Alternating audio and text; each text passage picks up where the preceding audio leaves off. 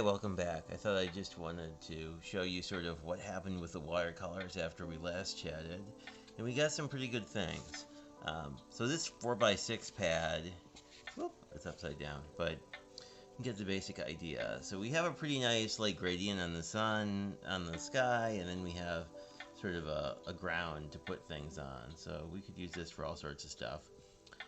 And then it's sort of white in the middle here, so we can put a focal point there. So I don't know. I think that'll be really good. If we were to use this on one of my standard A2 cards, you can see like the width is right, but you know you'd basically wind up losing either part of the sky or part of the grass. Um, or you know you could do something totally different with it. Yeah, you could like cut it all. I mean, you could cut it all up and start and basically use it in pieces too. Anyway. So I pulled these two colors of card bases just because I think that they will work well with these two cards, because I want to make two relatively simple cards that are basically like highlighting the background. This one I'm going to save for a Halloween project, and these guys I'm going to save for a Halloween project, because you could pretty much get like 3 cards worth out of here, and then you have a little extra height. We'd probably cut it here, because you have sort of this area where no color showed up. And I really like how this line sort of gives you like a ground to work on. And it's all sort of very like tone on tone, so you could put it like a shadow die or something in front of that and it would look super neat. So those are the blocks that we worked on.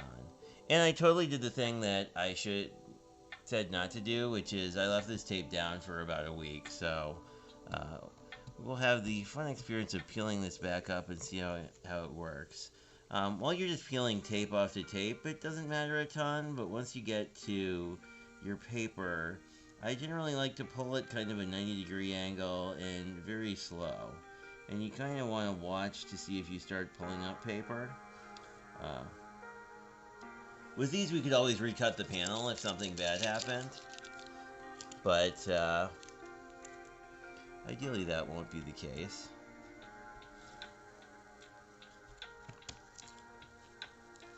And sometimes your tape will sort of do this, and that's okay. As long as nothing's ripping, we're pretty much in a good space. If you can save the tape, that's nice, but I mean, you know, at the end of the day, it's mostly blue tape, and kind of assume that most of it will die as part of this. This piece here we'll hang on to in case we need to tack anything down or do any die cutting later. Just get rid of this guy. And it's not entirely level, so I mean, if you did want to trim it a little bit, you could trim this down to be entirely square. I guess I shouldn't say square, but even. Which I might do. I don't know. We'll see. You could definitely trim this down to be to show a little more of a border. Because right now you'll get about this. And I think this would be fine for Halloween, but I don't know. I think I'm going to square this guy up.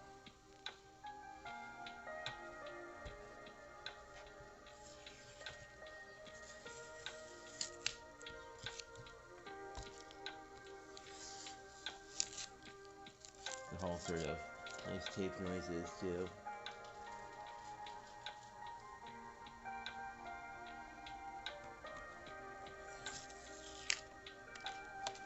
And sometimes you'll have this happen where the card itself will just lift up entirely. And here you can see what happens. Like, this one ripped a little too aggressively, so what I'm going to do is try and pull it from the other side, which should sort of negate most of the problem. We also wind up with a blighted border on this side, so we could just cut this more narrow too.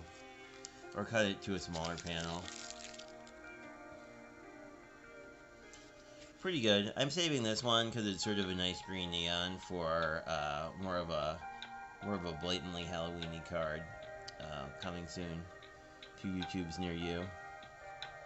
So this guy I'm going to put way over to the side, and then I'll scooch this over so you can see a little bit better.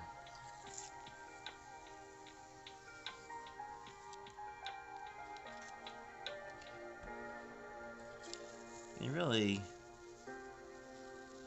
the blue tape here, yeah, here, this one is doing the similar thing where if you do it from the other side, it will help quite a bit. And if you're really careful and get really nice square tape on, you know, level ones, like this one's looking pretty level. There's a little bleed over, but it's not too bad. It's a lot more level than the first one, but I don't know. Yeah, this has some bleed over here. So, I don't know. I think both of these panels I'm going to recut slightly to get a nicer border, basically. But in addition to that, it will also alleviate the need to do too much work. I will grab my handy dandy little trimmer.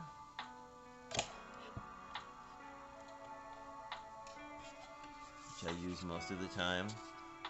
This one I definitely want to trim this side off.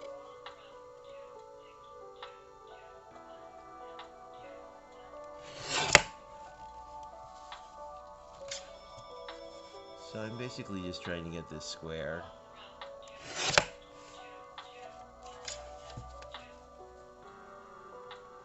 And on the last side, generally, you want to think about exactly how much space you want left over. Because we could cut more of this. Typically, I'll just sort of square this mostly the way I want, and then I'll grab a card base and take a look at how it lines up. Now, this is going to give you matting where we have pretty even side matting, but we probably want a little more off the top, or the other option is you can just mount the panel. Like, I kind of like this as an idea where you'd sort of ground the panel. I might cut a little bit off here, but sort of the idea that you could, like, kind of ground the panel at the base of the card. Well, if I turn it around. Because then you could... That would definitely ground it, like, rather than centered and floating. That definitely gives you sort of a... I guess what I'd call, like a floor, or, you know... something like that. So I'll just do that, I think. Let's see how we like that. That's pretty good. The other option is we could do this. Obviously, it doesn't always have to be entirely square. I mean, you don't need to have necessarily the same borders. If you wanted more of a look like that, you'd probably take, I don't know, another 1/4 inch off. But I think I like the idea for this particular card of just sort of leaving it grounded. And I'm going to flip it so that we have kind of this empty area here for a sentiment.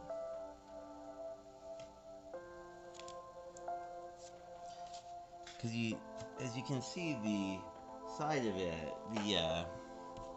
the lighter area is sort of slanted, so I feel like if you get a sentiment that can sit right in there, it would be pretty cool.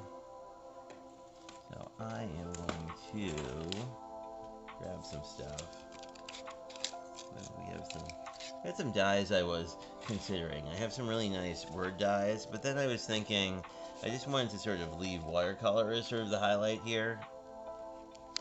So that's what I wound up doing.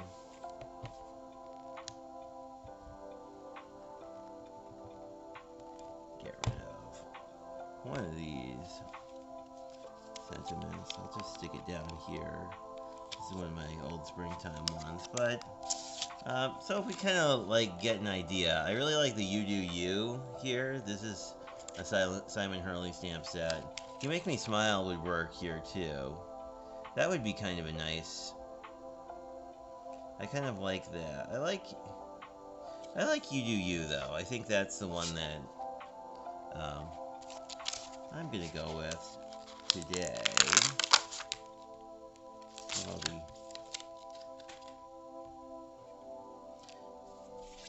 I don't think I've used that one before, but we are going to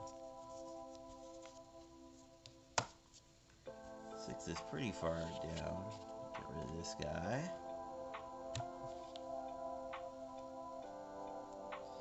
think I want to really center it in this sort of, I guess I shouldn't call it white space exactly, but center it in this lighter area. I think that will be a pretty cool look. And I'm just going to rub my finger over it in case it has any initial factory coating on it. And I'm just going to tap this ever so gently.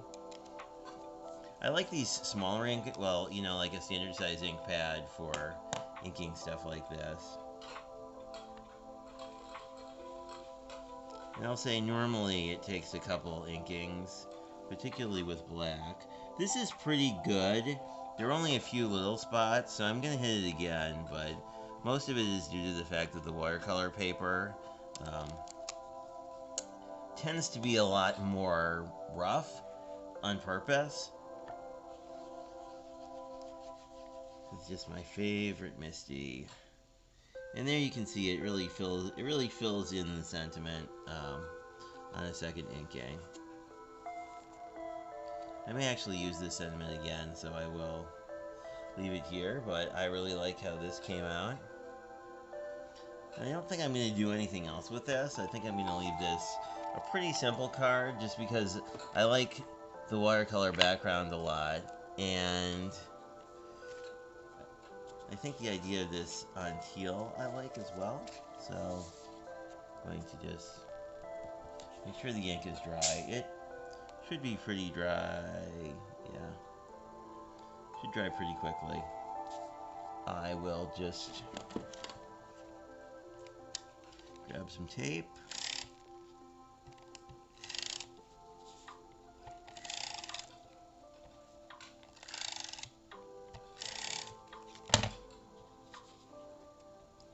Got some tape runner on here. I am going to center this. I have some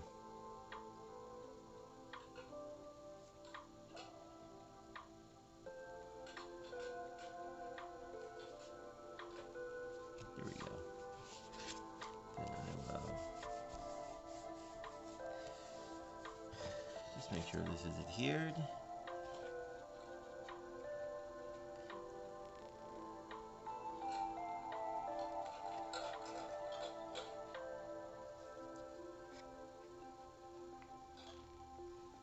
The other thing we could do, because I really like this stamp set a lot, well, pull that off momentarily.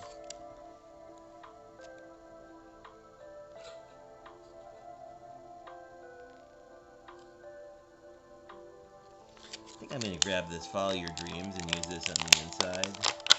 I'm not like, I don't often do inside sentiments actually, but I think it makes sense here. This is for a card exchange thing, so I think it would be pretty reasonable.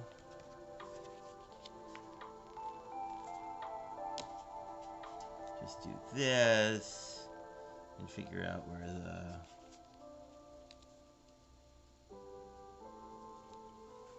make sure we're kind of in here.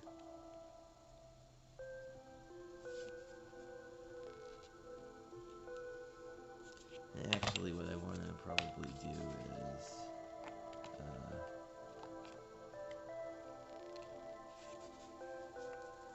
guess we'll have to stamp it on the side.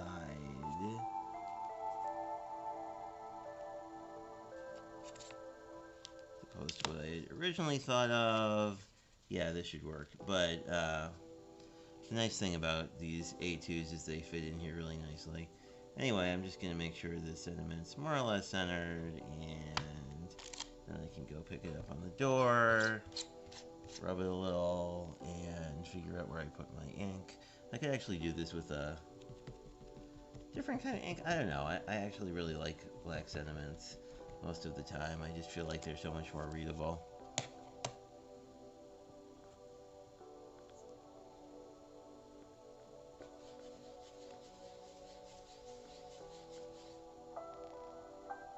And I just stamped this upside down.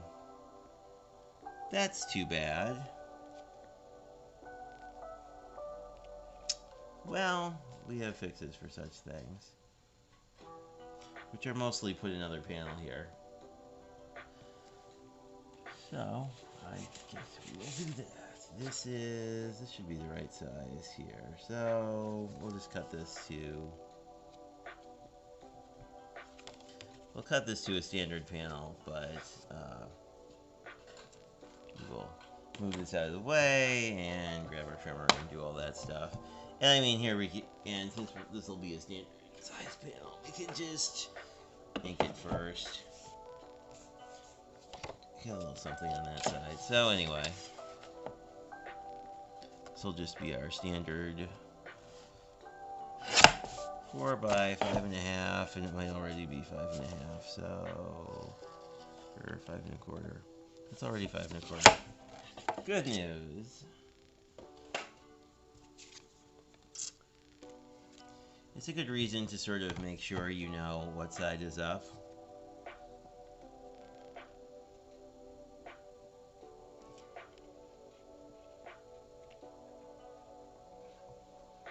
So, what you can do with your MISTI is actually, you can add, I always find it a little hard.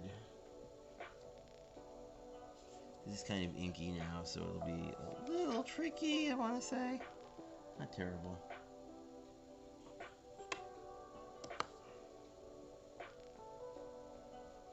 They basically want to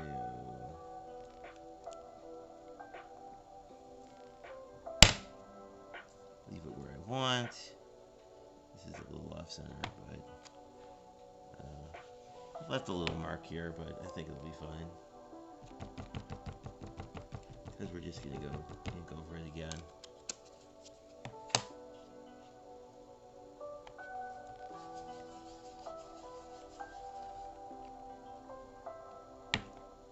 I like how that lays down, actually.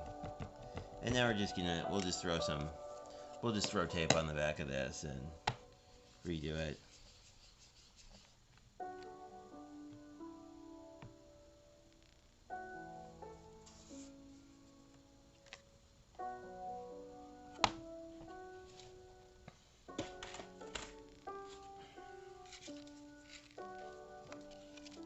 Pretty much we're just gonna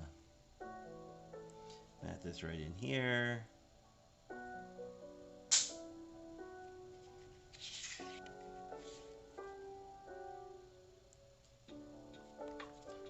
Wave it a little, make sure the ink is dry so I don't mess it up too much, but that's okay.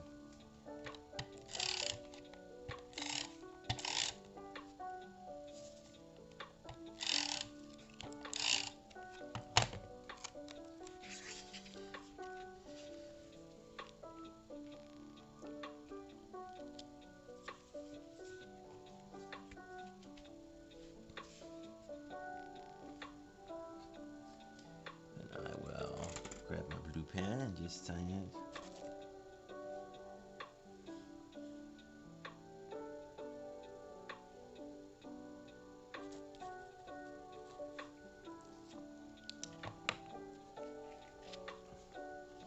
And this one's basically done, even with a oopsies. It still came out pretty good. And I really like just sort of using the watercolor and matted background as something, you know. I like simple cards. I really do. Anyway. Here's hoping we don't stamp upside down on our next card. Now this one is interesting.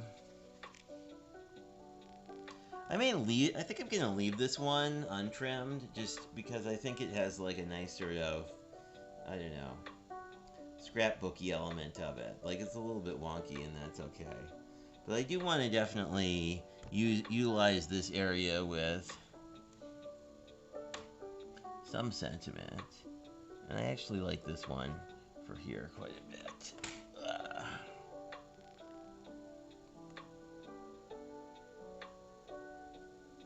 This is so wet, so I'm being a little careful to not wreck it.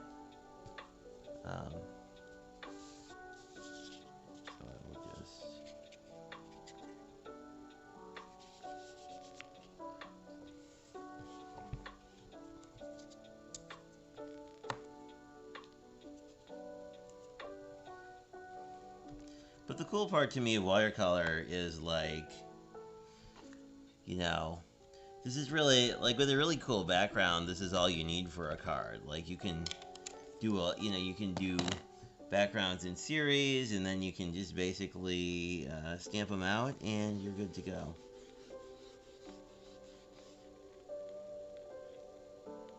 And now here you can kind of see, like, this is how you would can't figure out where the heck my camera is. But here you can kind of see, like, how this would look if you just stamped it once. So if you like sort of, particularly for Halloween, if you like kind of, I don't know, a wonkier look, this is very good for that. So, you know, you use a textured paper and stamp once.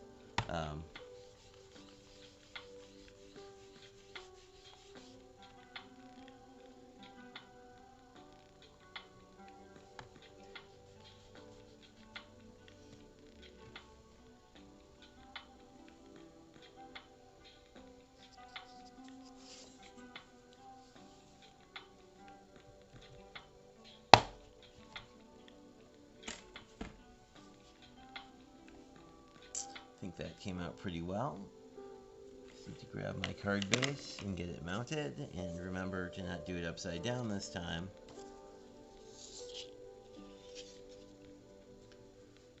It looks really nice here, I think. I don't know, I always kind of want to trim off a hair on the right side. Like, not a lot, but I feel like I'd like it to feel kind of balanced. So, my tape ball is getting away from me. Anyway, this is sort of one of those things you should be careful about, just because it's pretty much done. So we're at 4 inches. If I go 4 1/4, it's a little too much. So I kind of want to go in between. Yeah, I think that balances it more nicely.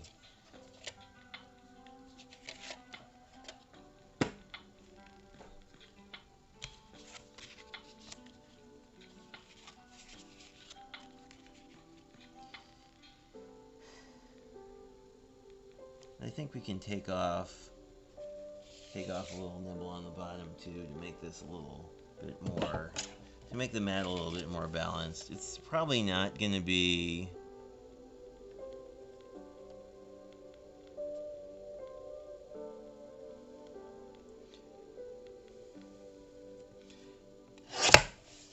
sort of like going for that sort of halfway in between the 1/4 inch, so sort of an 1/8 of an inch, which isn't marked on my trimmer, so it's a little bit of a guess and see how it comes. I like this.